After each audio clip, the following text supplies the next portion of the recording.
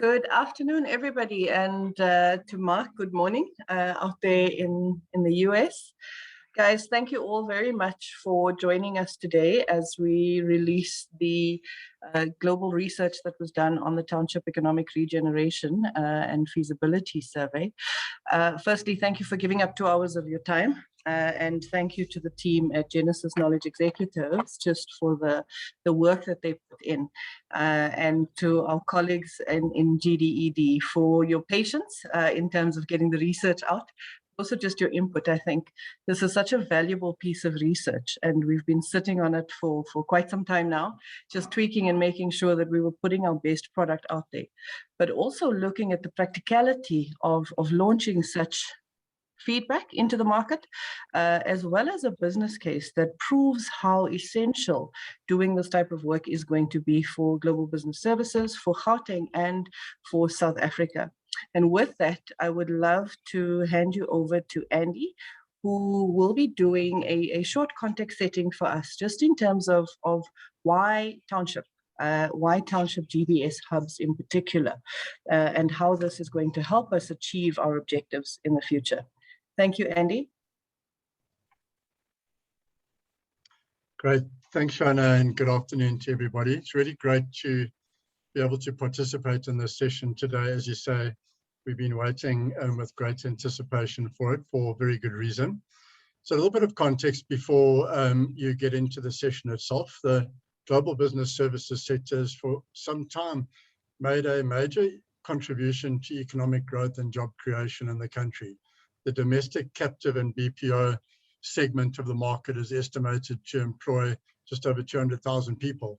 And the export segment has created more than 86,000 jobs since 2002, of which 47,500 of those jobs were created since January 2018. But one of the problems we've been trying to solve for years is that of unlocking the deep and broad talent pool amongst our youth. His reputation is highly regarded in all our global source markets, and that's the North American market, the UK, Australia, and others. We're currently ranked as the most preferred global BPO offshore destination by Ryan Strategic Advisory, and successfully accessing this talent pool will enable South Africa to compete for work at greater scale, particularly at entry level. Now, given that our medium-term target for growth is to add just over 63,500 jobs to the economy by the end of 2023, and then a further 400,000 by the end of 2030, we must move quickly into our tier 2 cities and towns. And we have many great locations to operate from. But we must also move into the communities around the metros and the smaller cities. The metros have become quite saturated, where you've got too many companies seeking the same skills. And the natural progression for them is to move or expand into the outlying areas and eventually into the, as we refer to them, tier 2 and tier 3 cities and towns. Now, this strategy of GDEDs to move into the townships within Gauteng to start up BPO businesses and access young people to work on site and from home in the communities is key to our national growth strategy for the sector. We have a few member companies who've already pioneered this path and established startups in different townships across the province with great success. We've also learned how effectively people can work from home, and more than 40% of our GBS workforce are home-based right now. And this model definitely will be a part of our future. A pilot project conducted by several stakeholders on this call has shown how best to deploy connectivity solutions into the townships to ensure that people can learn and work from home and at locations close to home.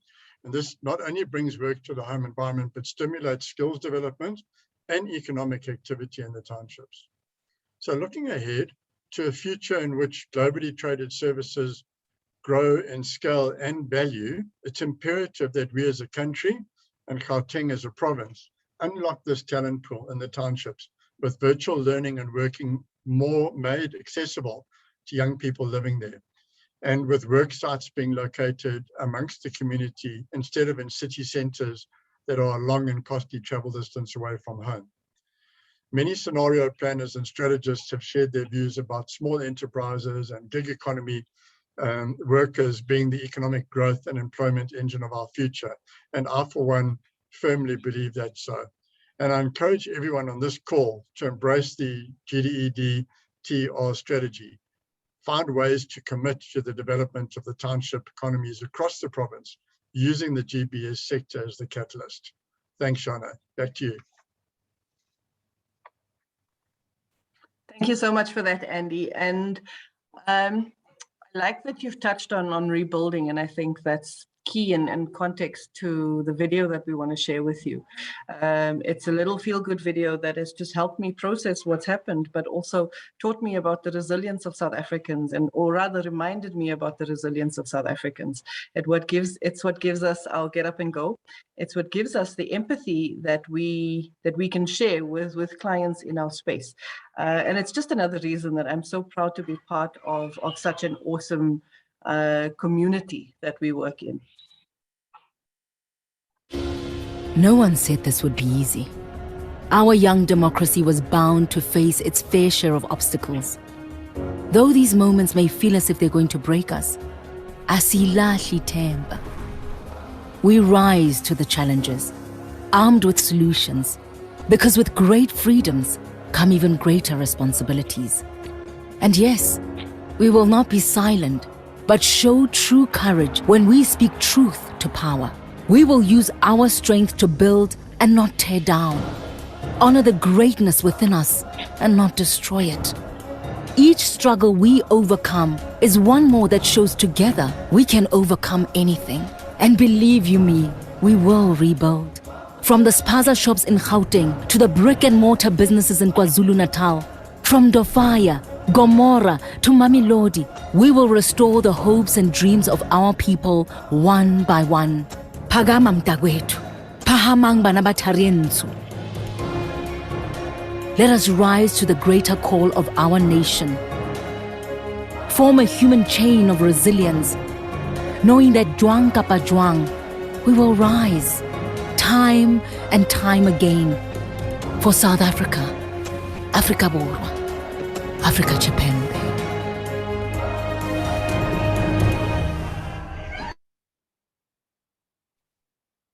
Thank you for indulging me, and with that, the reason for us being here, I would like to introduce you all to somebody who's no stranger to our sector, especially in the South African workspace, to Mark Angus, who joins us from Genesis Knowledge Executives. Mark has been working with the GDED and BPESA to get this piece of research out and has really done an amazing job. And with that, Mark, I want to hand over to you. Thank you very much, Shoana, and welcome everybody. Thank you very much for inviting me to be part of this exciting session today and to unveil the research that Genesis Global Business Services and Knowledge Executive has put together in partnership with BPESA and the Gauteng Department of Economic Development. Thank you and welcome guests as well to today's presentation. This was a really encouraging and very exciting piece of research that we put together, and we're excited to share those stats with you today. So I'm going to just run through the presentation and show you, just give you some context. So in terms of the methodology that we adopted when we ran the research, we conducted both secondary and primary research. The secondary research included desktop research, qualitative interviews, and reviews of available research reports that either our respective partners or ourselves had published previously with regards to the statistics and the available data that we could tap into.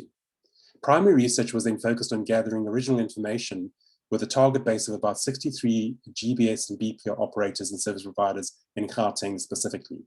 And they were asked us to respond to a specific set of quantitative and qualitative questions.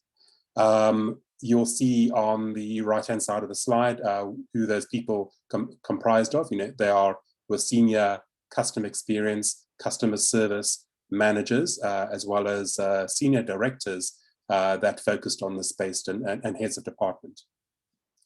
And then we also, as part of the process, we also conducted site visits to at least 20 tier 3 locations. These are some of the locations that we visited. This list did extend further when we did the site visits, which you'll hear about later.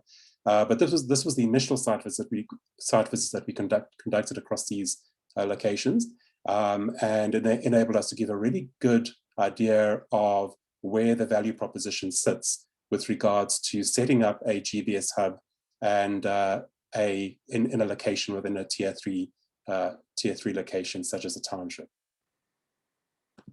A reminder that, as our Northern Star, we wanted to ensure that we very much were in line with South Africa's national value proposition, GBS value proposition, which you can see here, which has 6 very distinct areas that basically delivers the full overview of South Africa being a well-established and highly sophisticated location in terms of offering both domestic and international GBS and BPO services.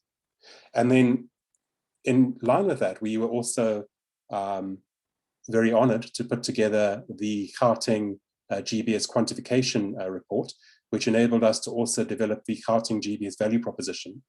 And this is the value proposition framework that resulted from that, which gave us a really good idea of the large multifaceted pool of talent and specialist niche domain skills that are available in the province, as well as your traditional customer contact center voice-based services that are available. And so in putting together the Gauteng TER survey, we wanted to make sure that we followed these 2 value propositions as our Northern Stars. Okay, I'm going to jump into the research. We asked participants with regards to their growth and expansion plans, what they were looking at and where their current operations were based. Current tier 1 and tier 2 operations in Gauteng are centered obviously amongst the major locations, Tshwane and Johannesburg being the 2 largest locations. But there is quite substantial activity in Midrand and Randburg, as well as Sandton and Centurion. In tier 2 locations, which are considered to be secondary economic nodes or economic locations in development, there's definitely a lot of activity taking place in Edenvale, Benoni, and Kempton Park, as well as throughout the broader province for Vereeniging, Krugersdorp, and Randfontein.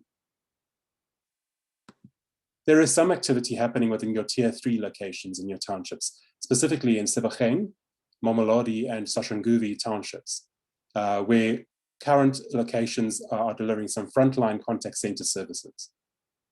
Notably, these satellite locations can extend the reach of tier 1 and tier 2 GBS initiatives. We found through the survey that a lot of these centers actually support tier 1 and tier 2 delivery centers from these tier 3 locations. And then we asked them, what are the sort of activities and services that they're delivering from those centers. From your tier 1 locations, there's no surprises there. Frontline customer support via inbound, outbound calling was the biggest delivery point or delivery activity that was taking place in your tier 1 locations. Customer service and support is another function that dominates the BPO services environment in the region. And your digital contact center services and digital channel delivery is also a rapidly growing segment amongst operators in the tier 1 locations. In tier 2 locations, services provisioned in these locations mirror those of tier 1 locations. Survey respondents indicated that tier 2 locations primarily provide supporting or secondary services for tier 1 locations from these delivery centers. In your tier 3 locations, the tier 3 township hubs offer a mix of customer service and sales support, again, to augment tier 1 and tier 2 locations. But what we noted from the responses that came from the survey is that as investment and training within these centers advance, tier 3 locations will likely perform more functions as we go forward. But typically these sit within the domestic environment. There's little or no international delivery at this stage, but it sits within the domestic market and focusing on services into the domestic market within the province. We then asked, what are the specialist GBS services that are being delivered from these locations? And you can see the list here from back office processing to finance and accounting, recruitment, IT services, HR services, data analytics, learning services, are just some of the areas that we covered, as well as legal services. Gauteng is well known for being a specialist GBS service delivery location.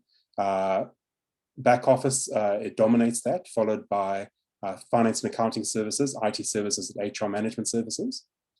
And then again, this picture is very much the same in your tier 2 locations. But here we found that that logistics and supply chain and procurement outsourcing is also quite stronger, because you're dealing with nodes such as Benoni and Boksburg, which are close to those sort of operations. Very little specialist GBS services being provided from your tier 3 locations. But there definitely is room for growth in this regard. And so then we asked them, what are your plans to expand across the province? And there definitely is plans to open more satellite centers in Gauteng. 49% of respondents confirmed their intention to invest and expand more in the province. These do, however, sit primarily in your tier 1 and tier 2 locations. None of them, unfortunately, at this stage said that they were looking at tier 3 locations, but we're hoping that this picture is going to change with the adoption of this survey and the business case that we are delivering to you today. But you'll see that a lot of activity sits within your traditional tier 1 locations in terms of further expansion and opening of satellite centers, as well as in some of your secondary tier 2 locations.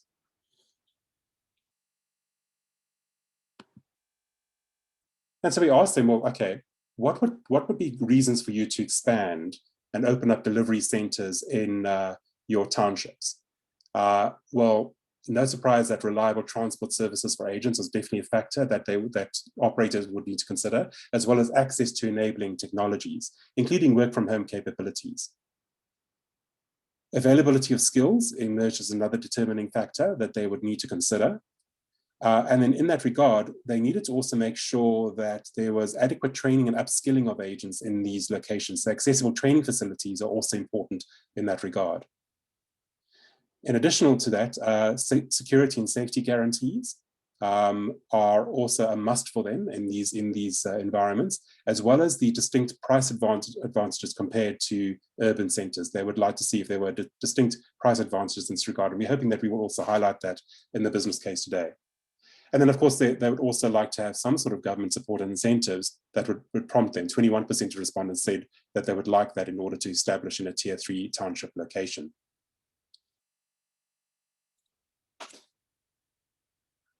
The survey also took a look at the township GBS economic development.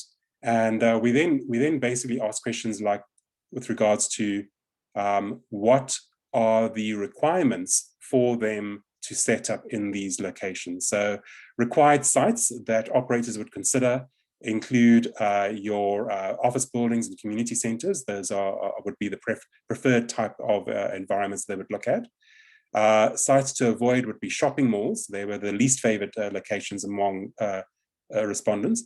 However, we are seeing a trend here where mall owners are increasingly looking to repurpose vacant retail space left by a loss of anchor and smaller retail tenants. So you're seeing more activity in this regard, and you're also seeing a lot of shopping malls opening up secondary office locations that are adjacent to the main shopping malls, which could be conducive for GBS activity.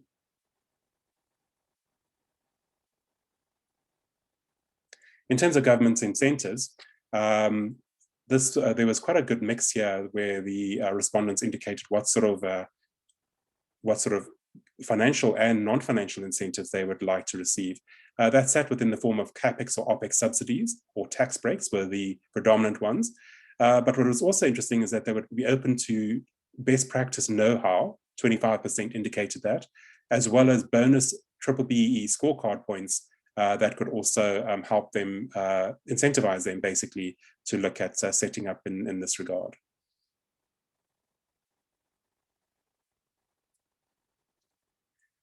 The skills and talent that they would require in these locations in order for them to effectively run a GBS center range from the high skills being HR, sales, and digital proficient skills through to other types of skills that they would look for or seek to look for in these locations.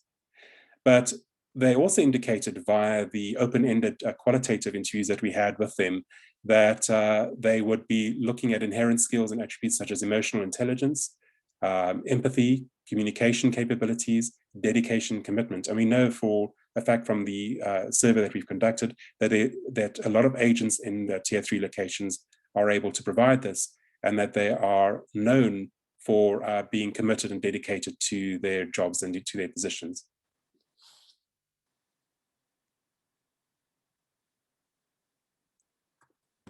In terms of physical infrastructure, the minimum elements that would need to be in place include, washrooms and toilets, obviously, clean water supply, reliable electricity. These were the highest ranked elements amongst operators.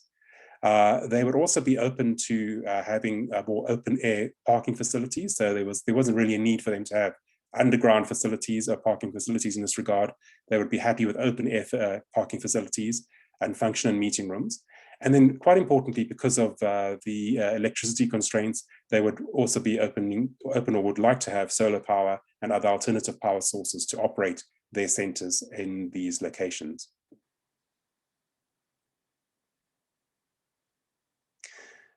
As mentioned, amenities that were not required or felt that were not necessary included underground parking facilities and common spaces and lounges, which they felt were superfluous in this regard.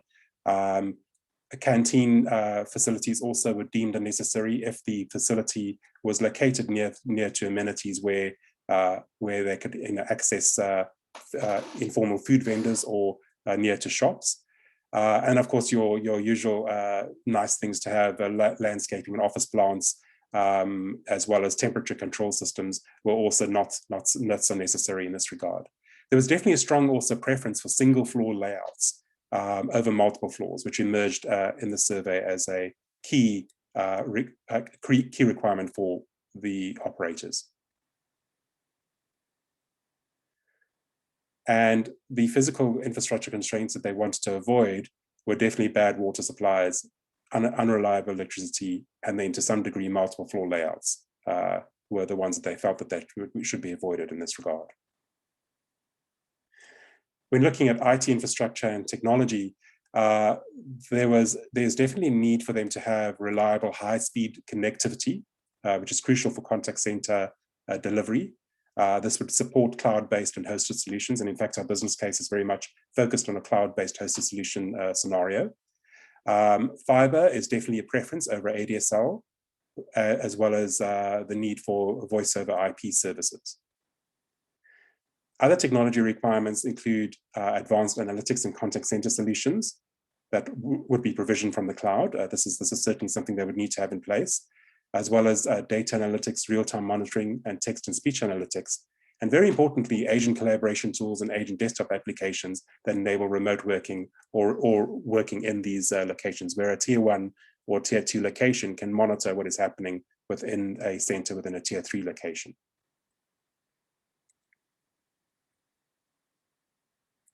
In terms of transport infrastructure, they indicated that they would need reliable public transport, that it was essential to support agents and workers to get to and from work each day. Hygiene in this regard was highlighted as concern when we had the qualitative interviews. They would like to see some form of a government regulation to control that, but also to control price increases in taxi fares. Security and safety is also another area that was a necessary requirement for them. CCT cameras in this regard, access control, armed responses were ranked the top elements that they would need to have in place from a security perspective. In addition to which, they would also require some form of data protection for sensitive and customer data, especially in light of POPI regulations.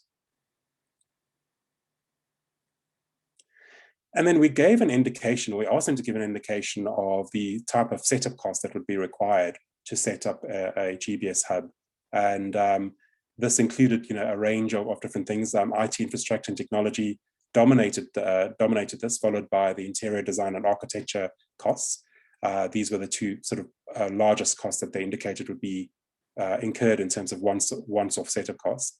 And then the cost factors did look at other areas such as office design and furniture, as well as security costs, utility costs, and telephony costs. And note that this was based on a 50 to 100-seater operation, where we arrived at a cumulative budget of about 4.3 million as a set of costs that they would require as a minimal investment to set up a GBS hub in a tier 3 location. And then the monthly ongoing costs, no surprises there that rental space fees and labor costs were the two biggest costs that they would be recurring on an ongoing basis, as well as costs related to training and upskilling basic entry-level agents and townships. An important part of the survey is we wanted to get an indication of whether the organizations that we were talking to, the 63 GBS operators, if they had opted to adopt inclusive hiring or impact sourcing. And it was very encouraging to see that 70% of them said yes, they had adopted some form of inclusive hiring or impact sourcing. And when we asked them why, the major reasons were promoting a responsible supply chain, creating positive social impact for workers, families and communities, and accessing new pipelines of skills were the major reasons why they supported these initiatives. The rest of the survey then focused on the township GBS value propositions. And in this regard, what we then did is, based on the site visits that we conducted, as well as the interviews, we were able to ask them to rank and rate the different locations based on their preferences or based on their exposure to having already set up some sort of operations in these locations. The questions covered general areas relating to living standards and lifestyle standards, the quality of water and sanitation services and electricity supply. In addition, we also asked them to rank and rate each township's talent pool, scoring specific skills, workers' determination and commitment, and talent availability. The top 3 locations that emerged in this regard were Tembisa, as well as Ivory Park and Kagiso. But you'll see from the business case that we've actually looked at other locations as well, and we've identified some really interesting sites that could be considered for GBS centers in the tier 3 locations. I'm not going to spend too much time on these slides, but basically the rest of the report, which I know that it either has been shared with you, or we certainly will share it with you after the session, covers each township in detail in terms of their value proposition. So we have Alexandra, we have Coltonville, Davidton, Diepsloot. Then there were some that were added after we ran the survey. So you'll see that we've, for locations such as Duduza, we did an analysis after the survey was conducted. We included these from the site visits. Ivory Park, Kagiso, Katlehong, Kwatema, Mamelodi, Sharpeville, Soshanguve, Sebokeng, Soweto, Tembisa, Sekani, and then Vosloorus were the major ones that we covered. So that brings me to the end of the presentation for the survey, the survey part. I will be back with you to go through the business case, but I'd like now to hand over to Tanya Cohen, who is going to speak to us about the importance of the public-private partnership initiative as well. Over to you, Tanya. Thanks very much, and good afternoon to everybody. I thought I'd just take a few minutes to explain some of the work that we are doing with the province on the public-private platform, and just give a little bit of a description of where it came from, and then indicate how this fits in with it. We started during the course of the lockdown last year to engage more and more with the province around unblocking some of the inhibitors to operating during the lockdown. And this gave rise to an engagement that the Premier hosted with a number of business leaders in the province.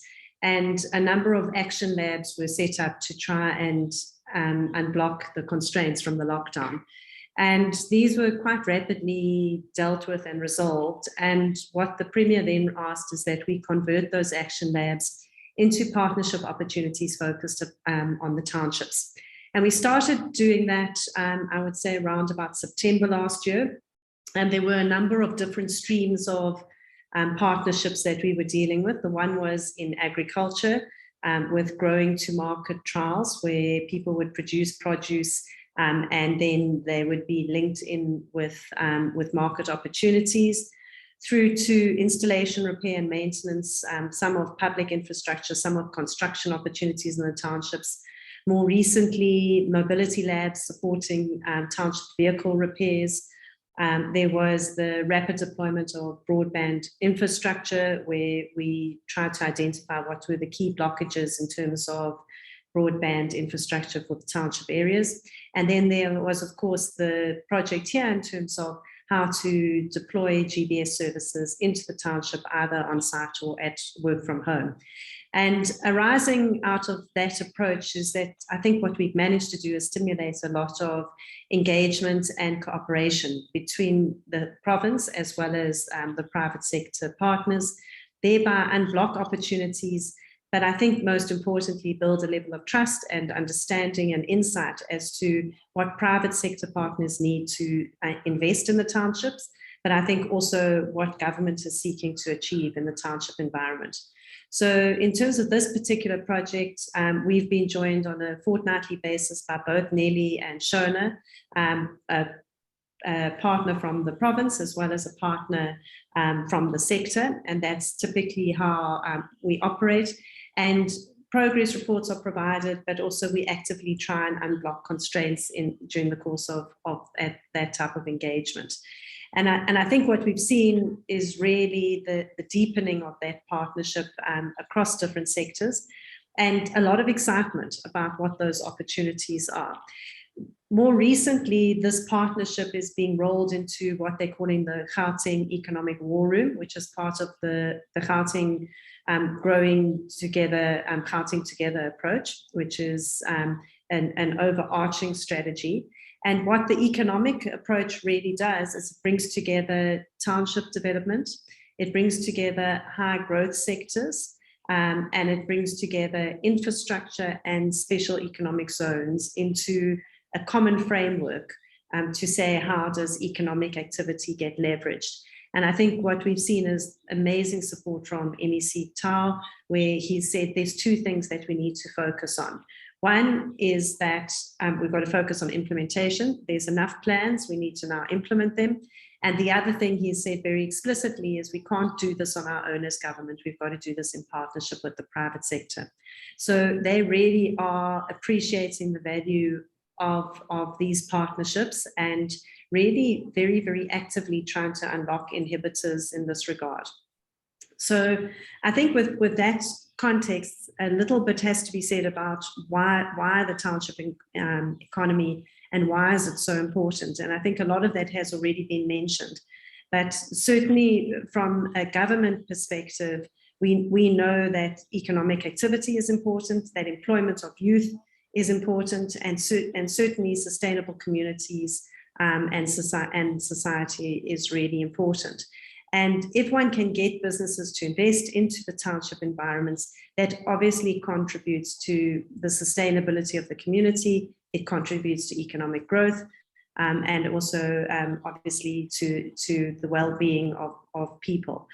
I think some of the inherent challenges that we are well aware of, but I think which are worth restating in the township economy is the challenge around the spatial divisions that have arisen as a result of a spatial planning during apartheid, and the fact that you still have large numbers of Black people who are economically excluded because of the location in which they are living. And really investing into township economies as an opportunity to break down some of those spatial divides. And I think deal with some of the challenges that people have in getting to work, issues around the cost of transport, issues around the safety of transport, and I think issues around work-life balance, where you're spending so much time trying to get to work that you actually have very, very, very little time with family on the other end of the day. So there's a whole lot of really important social reasons why investing in townships makes sense. But I think there's also economic reasons, because that is a future talent pool. It's a place where there are a lot of young people, and I think it's certainly a place where one can grow one's business. So I think that's really the focus in terms of how do we stimulate business within the township environment. I think that where we can, from a PPGI perspective, where we can support unblocking some of those inhibitors or those opportunities, we certainly will put our hands up to do that, because we think it's so important. This sector is just fantastic in terms of the agility that it has and the speed at which it can actually result in economic activity and employment. So we think it's an exceptionally valuable sector, and we just really appreciate the work that's been done by the team in terms of exploring opportunities in the township environment. So with those few words, I'm going to sign off now, but happy to answer questions later if need be. Thanks. Thank you, Tanya. Thank you very much. I'd like to hand over back to Shoana, who's going to share with us a video. Thank you so much, Mark, and thank you, Tanya. Yeah, we do chat on a regular basis, and I must say that the support and the feedback that we get through that partnership and through those interactions has been amazing. Nelly, who joins us on the call and who will have a few words to say later on in the session, sits in as part of the war room that Tanya was talking about. And on Monday, she is presenting through to MEC Parks Tau, as well as to the Premier, just in terms of our strategy for GBS, specifically for Gauteng. So there's a lot of movement, and there's a lot of work that goes into the background, and a lot of effort that gets done from the core team. And just a mention on Juanita. I see she's joined us on the call. Juanita is the CEO of the Digital Council, and together she is looking with the PPGI and the Gauteng government on how we launch our broadband rollout and our mass broadband rollout, which will see even more impact and assistance to the GBS sector as our agents work from home, but also as we aim to set up in these townships. With that, I want to share another video, and this one more specifically to our Gauteng colleagues and on the dynamic possibilities that exist within Gauteng. Enjoy.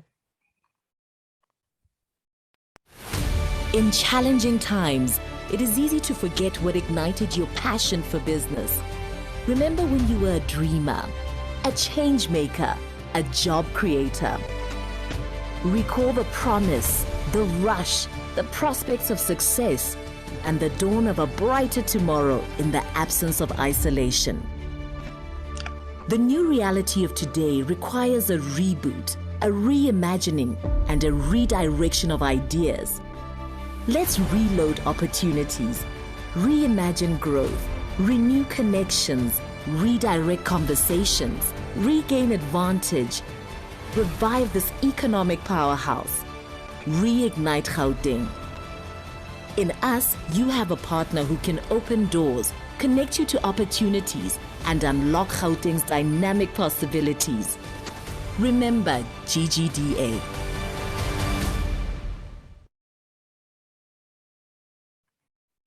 Thank you once again for indulging me in that. And for those of you that don't know, together with the GDED, the GGDA is a partner to BPESA. I now want to hand you back over to Mark Angus, who will take us through the business case that has been prepared as part of the research and a compelling business case in terms of why a township GBS hub. Thank you again, Shoana. So important to note that when we put together the research, there was, sorry, got my videos off. When we put together the research, there were actually two distinct elements of the project. There was the research survey that we conducted, which I've just gone through now, and I've shown you some of the key stats and information that came through from that piece of research. And then another important component was the business case. These are two separate documents, and as I said earlier on, if you haven't received those, then we will share those with you. But I'm going to give you the highlights of the business case. I'm not going to go into detail on it today. Just some of the key highlights that came through from conducting the business case and where we see the value proposition sits in terms of setting up a GBS and BPO hub in Gauteng, in the Tier 3 location. So this slide I showed earlier on in terms of reasons for BPO operators to expand into townships. To summarize, it sits within areas such as availability of reliable transport services, access to work from home opportunities, good and reliable ICT infrastructure, ability to tap into a pool of talent, accessible training facilities for skills development, that was quite important, availability of voice-based contact center skills, followed closely by digital skills. And of course, ensuring that there's adequate security and safety guarantees in place, as well as availability of government support and incentives. So this just summarizes some of the reasons why they would consider setting up in these locations. So as part of the business case, we also looked at the risks. There are risks and limitations that one needs to take into account when setting up in a Tier 3 location. Currently, there's little or no government incentives and policies in place for township relocation, though we are sure that that policy will change. Safety and security in some locations is a concern, and there's relatively weak business environments to support GBS services, though these can be built up. Lack of managerial skills, but that is a national concern at the moment. Unreliable electricity and power, again, that's a national challenge. Lack of specialized business processing skills, and in some cases, poor physical infrastructure, roads, and basic amenities. The risks include below average living standards in some locations. Significant unplanned populations in townships can overload infrastructures. There's a lot of vulnerability, including poverty and unemployment, and there's limited access to healthcare in some townships. And there's also the concentration of informal settlements that can display a high vulnerability in this regard. But when we look at the benefits and the opportunities, there's a number of very key benefits, and we want to unpack that now. We want to unpack that now, but we unpack that quite a lot in the business case. So the benefits include that you can tap into a committed and determined workforce in Tier 3 locations. Low township worker attrition rates, they're known for this. In fact, this is a key stat that we picked up nationally, where attrition rates are lower in these locations. You can get fairly good security. That can include access control, can include gate and walled perimeters, as well as the ability to have some form of armed guard services on hand. Basic good living standards are in place in some of the locations, and quite extensively so in some of your top locations that we've reviewed. There is reliable transport for agents in most locations. There is sufficient ICT infrastructure and support that can enable operators to adequately deliver GBS services. And of course, we are tapping into warm and empathetic communities. South Africa is well known for that nationally. There's a good mix of specialized voice and digital skills, good water and sanitation in most areas, favorable business environment in general, but obviously, as we mentioned with the limitations, this needs to be developed more for GBS services. Lower operating costs, which we'll unpack now, and sufficient real estate to support growth. And some locations are close to Tier 1 or Tier 2 cities and towns. Important to note that was one of the key requirements that the operators indicated, that they would like to set up in a location that's close to a Tier 1 or Tier 2 city or town. So there are opportunities in that regard, accessible training facilities, above average work from home opportunities, which were leveraged quite substantially during the COVID-19 pandemic last year and into this year.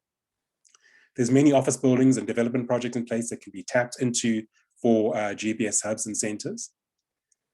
Training and upskilling can grow the talent pools that are available there. As mentioned, there are committed, determined workforce in this regard that can be tapped into. And then there's the ability to track more investment with better incentives and policies. The one thing is that there are large untapped pools in this regard that can be tapped into, that can be utilized and leveraged for GBS services. Workers can be trained with voice and digital skills. And then also there's opportunities for micro-center opportunities in these locations. So the business case did quite an in-depth analysis, and you'll see that it is included and broken down on a line-by-line item in terms of budgeted scenarios and what that would look like in terms of setting up. And I'm just going to give you an overview of the cost scenarios for 50-seaters, 100-seaters, and 200-seaters. And these were the scenarios that we worked on in terms of cost per agent seat, and total cost cost budgeted, which included once-off setup costs and ongoing operational costs. And it gives you also an indication of the support staff required against the total seats in those specific locations. Now, this was based on average costs and fees, and it also is very much based on a cloud-based hosted contact center solutions in terms of ICT and technology delivery. But this gives you a good indication of the operational costs as well as the ongoing monthly costs with regards to running a center or GPS hub.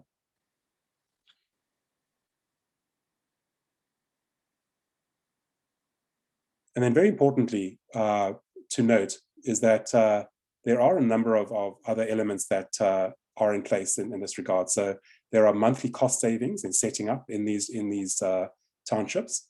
Call center agent salaries can be noted to be 8% lower on average, as well as there are opportunities to basically deploy managerial talent from tier 1 locations or tier 2 locations to support call center agents. Rental space and fees traditionally can be lower in these areas, and then there is also opportunities to tap into hosted or as a service technology to support these centers. Utility fees, electricity and water, can also be lower in these locations, and then as mentioned, you've also got your lower attrition rates. So as part of the process, we also then conducted some site visits and selections, and I'm going to invite Shoana and Nelly and Ashley, who were part of this process, to speak more about this. So Shoana, and if you'd like to give an overview of the number of site visits that were conducted, and also Ashley, if you'd like to also chip in there, it'll be great. Thank you.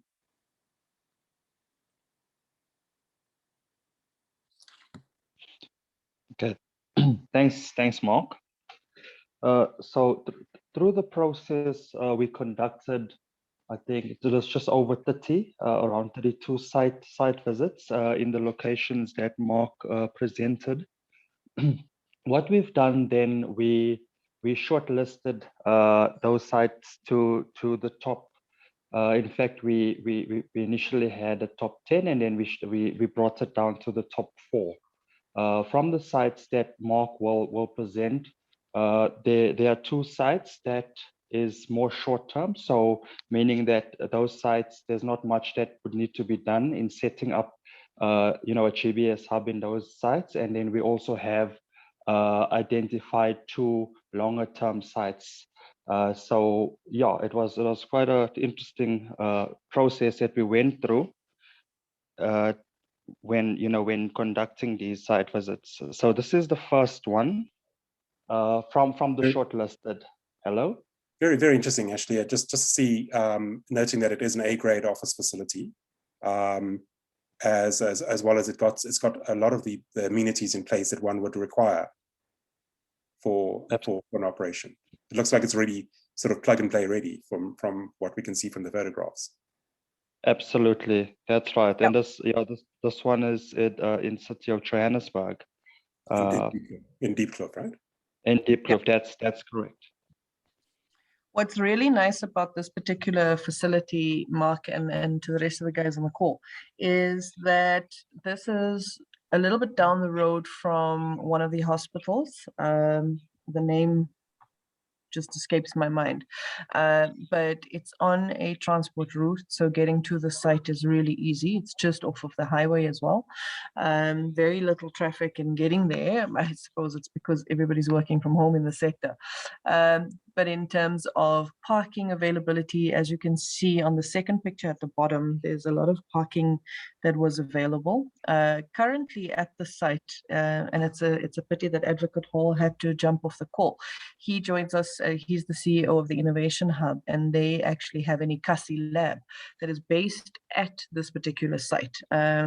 So they've got a lot of high-grade technology that is sitting in the site. So the safety and the security of the site is really top-notch. There is already quite a number of equipment that is housed here, that is looked after. The site itself has access for learners.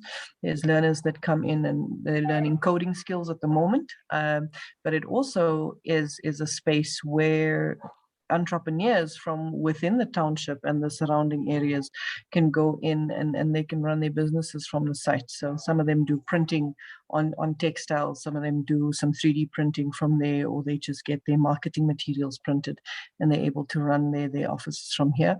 The Innovation Hub does an incubator for entrepreneurs in the area. And the uniqueness of the site is that it offers us both that kind of option for if you were looking at marketing material for your business, but the safety, the security, the internet connectivity, the parking, and it literally, to your point, Mark, is a plug and play facility. I saw Daryl on the call earlier on, and if I'm not mistaken, at some point, Altron had a learning facility that was based on the first floor of this particular site out in Diepkloof. Fantastic, thank you both. And this was one of the locations that was noted as being a short-term location, meaning it's basically available right now. Am I right in saying? That's correct, yeah. That's correct. And the second one as well, which is the now Napier site. So maybe if you'd like to speak to this, and Shoana also, if you'd like to just cover the main elements of the site. Again, very, very interesting, and looks like it's got a lot of established facilities in place. Yes, yeah, that's correct. Yeah, so with this site, yes, it is one of the sites that we looked at short term. There's definitely opportunity and some work being done in terms of renovations. But it's a great site, great establishment, also accessible, close to public transportation. Yeah, it ticked off quite a number of in terms of the requirements that we were looking at. So Shoana, if you want to continue and add on. Yeah, I'll jump in. For those of you that don't know Nelly, she's the one I've got pictured on the very first picture right at the bottom. The site is based in the city of Tshwane. And right next to where Nelly's standing, there is I don't know if I got that into the picture, but is a police van, offers mobile police services at that particular site. So in terms of security, again, they've got security that is based on site, as well as the additional presence of SAP that is on site until 5 every day. What you're seeing in the second picture is an open courtyard classroom that's been built, and as the GBS sector, we've been given an opportunity to take up that particular space if we needed to put in a larger call center. The pictures you're seeing on the right-hand side of the screen, that is where they've got a classroom, so they host learners, but they also host the SMME development center there for the GDED. And they've got some learners that are based on site and working out of there. So in terms of connectivity, they are fully connected. This site does require some sort of development, and I think Nelly's got some good news for everybody when she jumps in just in terms of development and what the GDED are putting on the table in terms of assisting you to develop a site if you do put up your hand to partner with us on this project. This particular site also very easily accessible just off the highway. There was a lot of public transport that's available. Some of the people that are working here currently travel by public transport and get there quite easily. Some of them are within walking distance. So you've got people that walk to the site, and I think that's the purpose of having a township hub. Is for you to be able to jump in and literally get your staff from in and around the area. There is a residential area just across the road from where the site is. A really clean, really neat site. It's very quiet, so there wasn't a lot of activity happening around it where you would say that there was noise, that it wasn't a noisy area at all. And there was quite a number of youth that could be seen in the area. So I think in terms of being able to source candidates for employment, this is also one of those sites that would be very easily set up. And if you spent, I think the development of the site wouldn't take more than a month and a half to get it to where you need it to be. And you would then be able to start your operation from there. Very good to know. Thank you both. And the next two sites are what you were considering being longer term sites. Could you explain more about that, why you see that being the case? So yes, thanks for that. So on the longer term sites and what we'll show you, so this particular one in Van der Bijl Park based in Sedibeng is a really neat office space. But when we were going through the research, there was a bit of hesitancy around going into a mall. And this particular one is based directly opposite a mall. So it's an office block that's at the Valgate Mall. What's nice about this one was the security. They've got 24/7 manned security or manned guarding that you can see in the report. There is very reliable electricity. Again, it's an A-grade office facility, as you can see from the pictures. They had tenants that were in here that had moved out. We see the mall set up as something that's more of a longer term start out. For us, what we wanted to gain as a site for the sector is something that's very easily plug and play and nothing that's going to hinder you starting off a call center in that particular site. So with this being in the mall, you would need to assess whether the roofs were high enough. And if it isn't, then there's a whole lot of soundproofing that needs to happen to ensure that you're not affected by all of the traffic that surrounds the particular mall. And to develop this particular one, to break down the drywalling and to pop your 50-seater in there would have taken slightly more work. So for us, we saw this as more of a longer term commitment. This is for somebody wanting to put up their hand now to kind of say, okay, we're with you on this journey, but we can only do this in the next 6 months. This is where this particular environment becomes essential for us to be able to look at other locations. And if I'm not mistaken, Van der Bijl was seen as more of a micro site. Yes, so this particular site, it's the size of it is 200 meters square. So you're looking at, I think you're looking at about between 30, probably 30 to 50 seater call center that you can potentially set up here.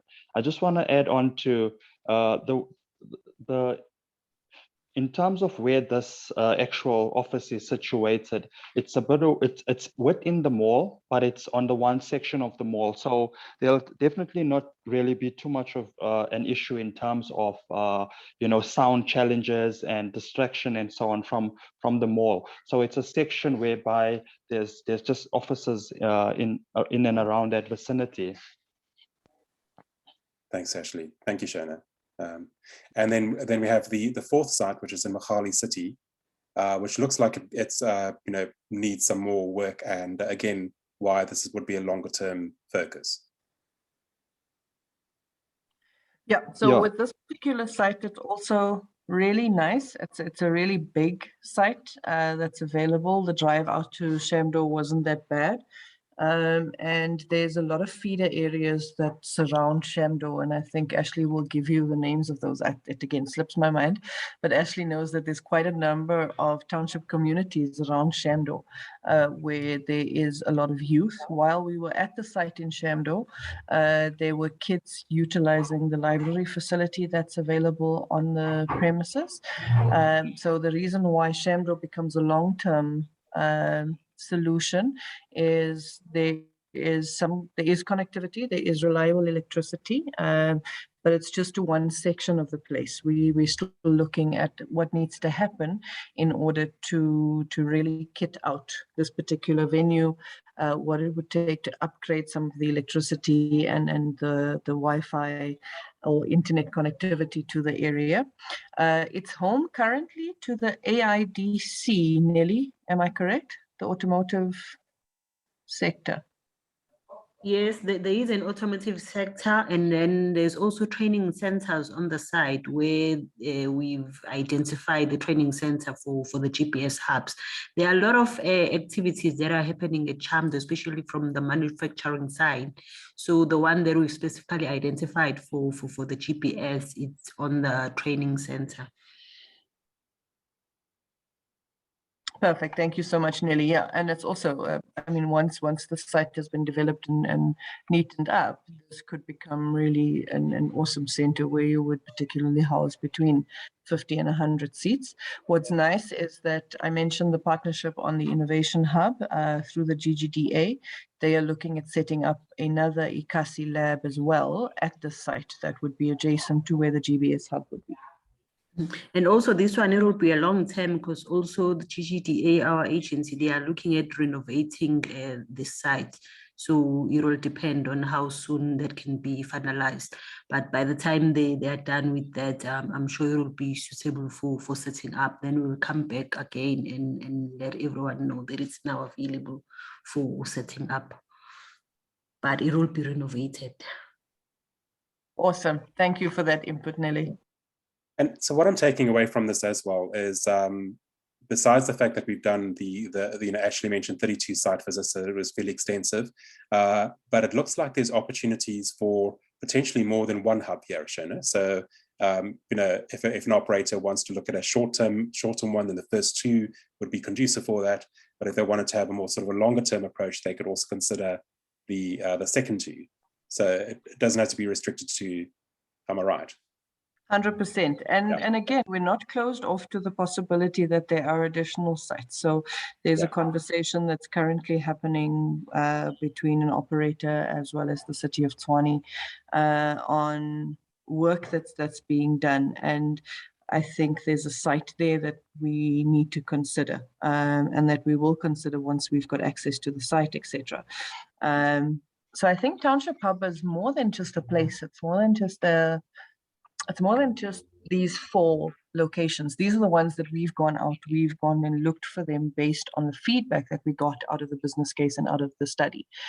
So we specifically looked for municipal buildings that we could have a look and that we could repurpose, especially given what sector is looking for. So sector is looking for input, they're looking for financial assistance, so financial subsidies. And that can come in the form of us partnering with these government organizations and getting financial input monetary. It could also mean that we get some of these facilities at a lesser rental cost. And as you pointed out when you were going through the research, rental costs are quite substantial when you're looking at long-term viability of a hub, right? Yeah. Your rent and your salaries take up most of your costs. So if we look at some of these sites and we look at the municipalities that look after them, the partnership that Tanya alluded to and that Andy spoke about was around how do we partner with these organizations to say, guys, we want to create jobs in your city. So Shamdo, we want you to assist us. And what Nelly was saying around GGDA renovating the site, that's going to be done at their cost. So when we get something like this in Shamdo, it's going to be already renovated. And what we're negotiating and what we're asking them is to further reduce costs in terms of rental, so that when we do set up a township hub, for the organization that's investing in the township, it's job creation. For the township, it's stirring up an economy that's bigger than what we realize, because now I'm buying food from the lady that lives across the road from where this hub is. And she's able to now grow her small business. My kids no longer need to go to a creche that's sitting in the middle of town. They can go to a creche that's in the township. So again, I'm providing that economy or that cycle of economy back into the township. And where we expect municipalities to come on board is to say to us, right, you can use my building and I'm going to give it to you at a 30% cheaper rate for the first 3 years, just to help you get off your feet. And once you're off your feet, then you give back to me and you start paying your full rental. And that's how we're going to grow these township hubs. MEC Parks Tau, when we showcased the Innovation Hub and we showcased the work that's being done with SMMEs, said that when we think township, we shouldn't be thinking small. And even though we've looked for 50 to 100 seaters, when you talk GBS, a 50 seater and 100 seater isn't small. It's a start. And if we have 10 or 15 of these 50 to 100 seaters, we've got 1,500 jobs that we were able to put back into the township, where people don't have to travel and spend extra money on transport getting there. That money becomes cash that they spend within the economy, if you want to call it that. Does that make sense? Does make sense. Thank you, Shoana. Thank you. I think what I'd like to do now is just to give a vote of thanks to Nella Siwi and the Gauteng Department of Economic Development for your support in putting and helping us put together the survey and the business case. To Shoana, to yourself, and to Andy Sill and the team at BPESA for your unstinting support in also partnering with us in putting the survey together. I should have introduced Ashley. My apologies to everybody. Ashley Milan, who you heard earlier on, is part of the Knowledge Executive Genesis team, and he was very instrumental in putting together the survey and in conducting the site visits with Shoana and LSEW. So thank you everybody for your great support. And I think at this stage, Shoana and LSEW wanted to step in and also to provide some really interesting and good news. Okay, thanks. Okay, thanks everyone. Thanks everyone. I think Tanya has outlined a lot of things about the private and public partnership and why we need to invest in the township. We all know that a lot of people who work in call centers is people who stay in the township, and then they spend a lot of money traveling, and a lot of call centers, they are in your Midrand and Randburg. So the strategy for the department, which is township economy revitalization, we want to take these opportunities back to the township where people stay. Hence we are introducing this township, hence we are introducing these township hubs. And also Shoana also mentioned that we sit in the war room. Our mandate as Gauteng province, we have a mandate called GGT 2030. We're growing Gauteng together for 2030, where we're looking at high growth sectors. And one of those high growth sectors is GPS. And I happen to sit on the war room where we report direct to the HOD, and then whatever issues that are discussed there, they are discussed also with the MEC. So we are trying to fast track progress. We're trying to fast track economic development. We're trying to fast track job opportunities in the township. So one of the things that we're looking at, we will be having, they asked me to come up with a strategy together with BPESA on how we can make sure that investors, they are investing in Gauteng, particular, what can we do for those investors who want to invest in Gauteng, particularly in the township. So we will be working with that document or strategy with BPESA, where we want to put it in that document that maybe investors or private sector, they will need things like your incentives, they will need tax breaks that can be documented, because it's something that we are looking at too, because we want to make sure that we attract private sector to go and create these job opportunities in the townships. And also from the sites that are available from the municipalities, the department, we already send letters to those municipalities, because we already have an MOU with municipalities to utilize their site if they are vacant for economic development. So we will be sending letters to request to utilize those sites that were identified, and then probably we will be having feedback in the next 2 weeks from the HOD's office. And in terms of partnership, we have partnered, we have an MOU with BPESA that we signed in 2018, and also we sign SLAs on a yearly basis depending on the projects that we want to implement on that particular year. Like for instance, on the previous financial year, we were busy with the feasibility study for these township hubs. And then for this financial year, our plan for the SLA is to develop these township hubs. So to develop these township hubs for this financial year, we do have a budget. We will be developing those township hubs, but we are also looking, obviously we can't do that alone. We need partnership with private sector. So for next financial year, that's where we will need a partnership with private sector to make sure that we implement our strategy as GPS in the province, to make sure that we create these job opportunities. But we shouldn't wait for next financial year to start in April. That is something that we should start working on as we are going to the end of this year. So it's something that we are looking at doing, and whoever that might be interested to partner with us in this journey to make sure that we create these job opportunities. And as government, as I've said, that we are looking at other incentives to make sure that you guys come and set up in the townships. And also I've said that we've budgeted to develop this township hub. So if you are interested, you are welcome to contact myself. There's my number and my email address, or you can contact Shoana, because we also have a partnership with BPESA. And also Shoana's number and email address is on the screen. So we can just take that forward. But in terms of developing the hub, we will do it as a department. And then whoever might be interested maybe to also do site visiting in these sites that we've showcased, we are available to take them to those sites. Thank you. And also it's very important as us government to make sure that we partner with private sector, because we can't create these jobs alone as government. We need private sector. Thanks. Awesome. Thank you, Nelly. And really just thank you to everybody that has joined us and that is helping us fulfill the vision of job creation within our townships. It is essential that we work together to try and alleviate the problem that we find ourselves facing.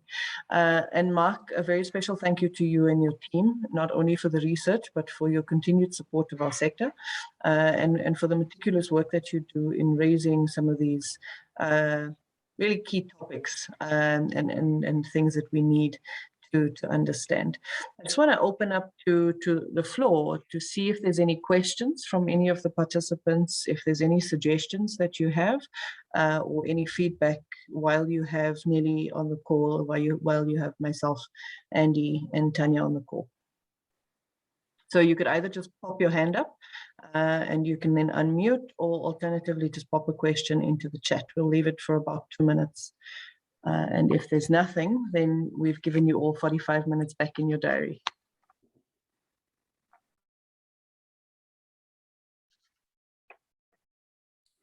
Hello, everybody. It's Zahira. I just have a question. Sure.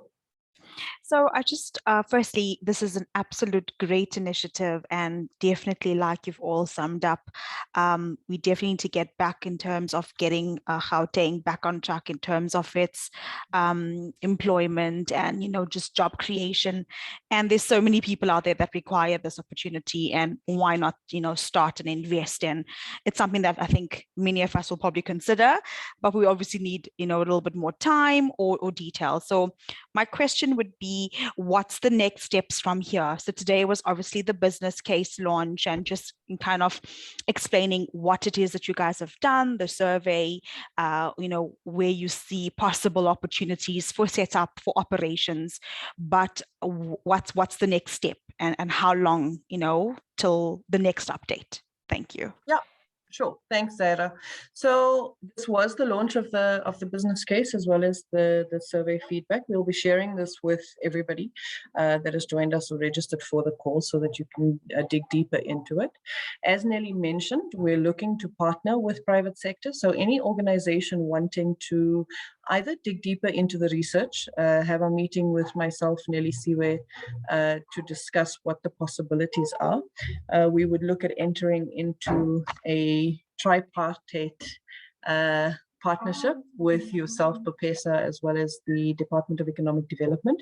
We'll then have a discussion on where it is that you see yourself sitting in this. So whether you want to immediately take up occupation into one of the sites that we've identified as sites for immediate occupation, we can then start having those conversations with you, just in terms of what's possible, what the GDED is putting on the table in terms of developing of those sites, etc., and what the ask would be from the GDED in return for their investment with you. As Nelly mentioned, the Department of Economic Development is going to develop these hubs, and what they're looking for is partnership with the GBS sector to say, okay, I'm going to occupy this particular hub and I'm going to put 50 of my seats that would cater for jobs coming into this particular township. So I'll fill those 50 seats in this particular hub with people that are coming from this particular township. And that is the purpose of this, is job creation in the township area. So the next step is, if you are keen, if you would like to have a deeper dive discussion, you're welcome to reach out to either myself or Nelly, and we'll set up that conversation. If there's a particular hub that you've seen that you're interested in, then we would gladly take you on a site visit, and we then discuss the next steps individually. So some companies might want to only do this in the near future. Some companies are ready and they want to put their hand up. They've got 20 people sitting in the township working from home that need better connectivity, and they're willing to do that as part of their investment. So those are all the options that we'll explore with you individually. Thanks, Ida. Excellent. Thank you so much, Shoana. That really does sum up and clarify my question. So obviously that does also mean that if we've seen a site ourselves somewhere in Gauteng or nearby, we can also say, listen, we've seen this site and we would like to, probably potentially fill or buy. So that's also okay. Not just the sites that you guys have visited. Okay, great. 100%. Thanks so much. Do me a favor, pop your email address in the chat for me, and I'll then reach out to you and we'll set up a meeting with myself, you and Nelly, and explore all of the options with you. Thanks so much, Shoana. Pleasure, Zaira. Sidwell, you've got your hand up. Yes, thank you so much. I think a great presentation, and the research quite insightful, I must say. The question which I have, and maybe before the question, I just want to indicate that I really would love to take the discussion further, offline in terms of, exploring this. It's obviously aligned to our company strategy going into the future. So, great one. My question is with respect to emerging trends as a result of COVID-19. We know the property market has been severely impacted, particularly the commercial property sector. And that obviously, it does have an impact in terms of, the pricing and related, and also the work from home. The other interesting emerging trend is the concept of semigration, where people are considering, relocating, moving to their hometowns and related, as a result of flexibility, which is brought about by, the virtual reality and the fact that people can connect remotely from anywhere. So I just want to get your perspective in terms of how can we best enable effective township revitalization, taking into consideration all these emerging trends. Thanks. Thanks, Sidwell. So these are some of the topics that we have discussed, and this is why we are entering into a partnership through the GTDA with the Innovation Hub. So they have hubs in and around Gauteng at the moment, and this is unfortunately a Gauteng-based discussion. So the Innovation Hub has around 10 ICASI labs that are situated in and around Gauteng.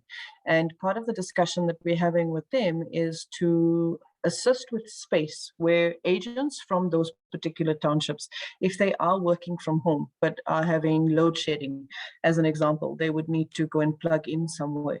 So part of the discussion that we're having with them is around how do we avail space that organizations could use, but not on a full-time basis, because I don't need it full-time. But if there were load shedding or if there's an emergency, I need 2 spaces, and I would like to rent on a permanent basis these 2 spaces, but not at the cost per seat for the full 2 months. So we're looking at around financial models that will be viable for organizations, as well as for TIH, because they have the space and they've got the infrastructure, and not all of it might be used, where they could afford 10 seats and there's 5 companies that each rent out 2 seats for the month that can be used by their agents, either to go in and connect and download any updates that are maybe not working via Wi-Fi, or if they just need to plug in and get assistance, or if there's load shedding or they've got electricity issues and they need some way to go and work for a day or 2, that would be made available. So that's one of it. Number 2, there is the emerging trend around being able to work from wherever you are. A lot of that is being seen in, especially even in the GBS space. But through the weekly reporting that we've done, we've also seen that there is between 50 and 60% of the people still working from the office. We're a sector, and particularly when you're looking at the clients that we service, some of the clients internationally look to us to say, look, I need you to work on site. And in those instances, we need to be able to give them a site where they could work from. I see Mark's got his hand up, so I'm going to let him jump in before I finish. No, thank you very much. I just wanted to support what you were saying there, Shoana. So to also add to what you and Sidwell mentioned, globally we're also picking up the trend to move to more towards a remote working, work from home. But what is definitely the key trend in that regard is hybrid working models. So on-site, work from home, the ability for workers to work from anywhere is a key trend. For them to also relocate to towns and centers of their choice, and to be able to tap into remote working is a key trend. And that model is very suitable for the township tier 3 model. Another thing that we are picking up, which was alluded to in what you just said now, the model that you mentioned now, Shoana, but also in the broader survey, is that of micro centers. So you're in countries such as Colombia, in India, they've been developing their tier 2 and tier 3 locations through micro hubbing, where they set up 10 or 20 seater hubs that are plug and play environments that are within walking distance of agents, close by to tier 3 or tier 2 locations. And we see that also being something that could be adopted as a key trend here. And as a result, we've covered that in the business case. And what we showed you was the 50, 100 seater and 200 seater costings, but we did also include costings for a 10 and 20 seater micro hubbing environment. So I just wanted to add to what you were saying there. Perfect. Thank you so much, Mark. Yeah, and I think that's essential, right? When you're looking at some of these options, you're not going to have a one size fits all, especially when you start looking at township models.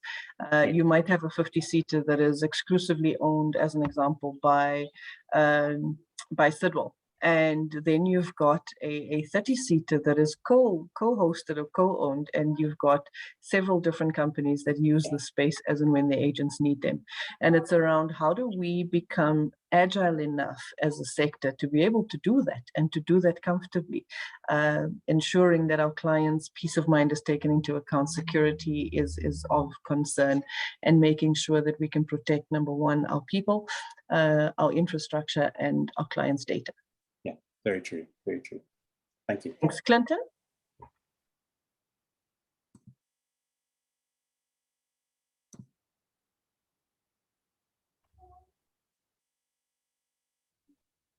Clint, if you are talking, you're still on mute.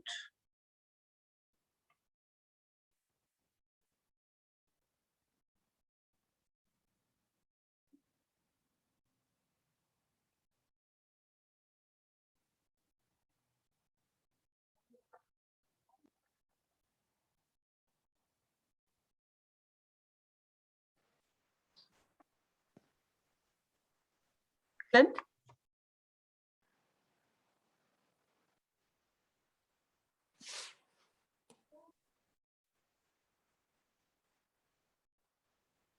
Is it just me or? No, I can hear him as well. You could be having.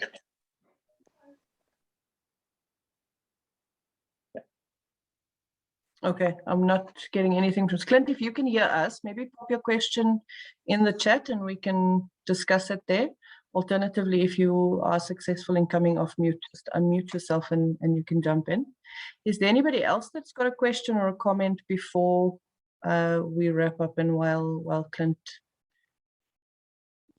sorts out his technical Hi, issues? Shoana, it's Candace. Sorry, I don't know if you can see my hands up. Oh, Candace, sorry, your name is showing as Clint on the Oh, no wonder. screen. That's the confusion. That's Anyway, good. sorry. So firstly, it was a great session and thanks for sharing all the information. I do think there's really power in the collective, and I think we all have great intent and a desire. And I know I have had, specifically a desire to take our work closer into the townships. But I think if a couple of us collaborate and just take the seats that we already have and start that as an initial pilot, similar to what we did with the fiber to the home kind of concept, I think we can, very quickly build a case study that, that will motivate others to do the same. And I think we need some leaders in that respect. So anyway, so this is from Candice, not Clint. So I have renamed you to Candice. Thank you so much, Candice. And yes, I think that is essential and it is important. So definitely Candice has thrown out the challenge to the sector. And if there is anybody that would like to meet with Candice, myself and Nelly, just to go through how we do that case study in a practical way, and showcase what is possible, please feel free to reach out to either myself, Nelly Siwe, and just mention that you want to be part of the meeting with Candice. Okay, I don't see any more hands at the moment. Yeah, it doesn't seem to be any more questions. Or Sidwell, you've unmuted? Yes, I'm not sure if this will be relevant, but I'm putting on my transformation hat as well. And I'm just wondering to what extent can this, partnership enable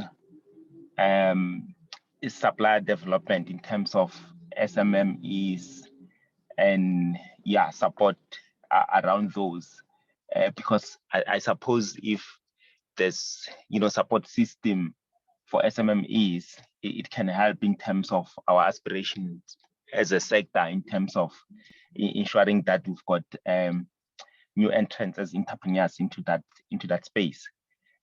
Yeah. So there's been a lot of SMME development that's been taking place. If you look at certain key players within the market or within our sector, where there's been peer-to-peer mentoring that's taken place. And together with the GDED, one of our objectives is also to look at that SMME offering and to look at how do we upskill SMMEs in the space. I invited 2 or 3 of our SMME colleagues and players who are already running 10-seaters and 20-seaters out of Braamfontein and Joburg City Centre to this event. Unfortunately, they couldn't be here today, but definitely this is something that is on the agenda. It's something that's on the radar. If you can recall, we had an action lab that took place last year, and Tanya alluded to it when she spoke. But part of the key things that came out of the action lab is, number one, to look at the township hubs and to look at how we set up the township hub. The second one, and I think Candice spoke about it now when she made commentary, was around how we've done the pilot on the work from home model, where we've partnered with Harambee as well as with Vumatel, and we've looked at setting up people with fiber to the home. And we're putting together a business case on how that particular pilot went. One of the other key initiatives coming out of there is SMME development. Currently, the GDED already sponsors SMMEs in the sector through BPESA membership, as well as some monetary sponsorship in terms of getting them sorted. And what we do see coming out of there is that the peer-to-peer mentoring, as well as the incubator model, is something that really works well. So putting a 10-seater for a SMME and leaving him on his own in the township isn't necessarily where our thinking is at. It's more with, if we've got a large enough center and we've got a 50-seater and there's space for an additional 20-seater, is how do we partner those SMMEs with larger GBS players so that they're able to learn the skills required for them to grow. And they don't stay 20-seaters, but they then also become your 50-seaters and your 100-seaters and beyond. Thanks, Sidwell. Okay, Sidwell, just to add on what Shoana has said, as a department, maybe I only mention the TER when on developing the township hubs on our agreement. But for this financial year, we both looking at TER, the township hubs development, and also SMME development. So we do have something for SMME development, and already we've started working with some SMMEs. There are SMMEs that benefited from the agreement that we have, from the partnership that we have with BPESA. They benefited on the previous financial year. The thing that we still don't have, what we've done, we've sent all the SMME GPS companies that we have on our database. We've just sent them an email asking them what type of support would they need from the government. And they did send us that information to those that we send. But you are also open to send me whatever suggestion that you might have, because what we are also looking at doing, we are also looking at doing doing some sort of a tailor-made program only for GPS emerging SMMEs, so that going forward we'll know exactly what are we offering to SMMEs. But we didn't leave them behind. We do have a budget for them, and we are looking at any opinions that we might have. You are welcome to also send me an email if there is anything that you would like or any type of support, and we can take it from there. Thank you, Nelly. Okay, guys, I don't see any more hands and nobody else has come off mute. So with that, I'd like to thank everybody for their contribution today. I'd like to thank everybody for their questions. I think it was really well received. And I'd really love to thank Andy, Tanya, Mark, Ashley, and Nelly for your input and your assistance thus far. It's really appreciated. Thank you, everybody. Have a lovely week further. We'll chat soon. Thank you. Thanks. Thank you, Cheers. Shoana. Bye. Thank you, everyone. Cheers. Bye. Well done. Bye. Cheers, everyone. Thank you. Bye-bye.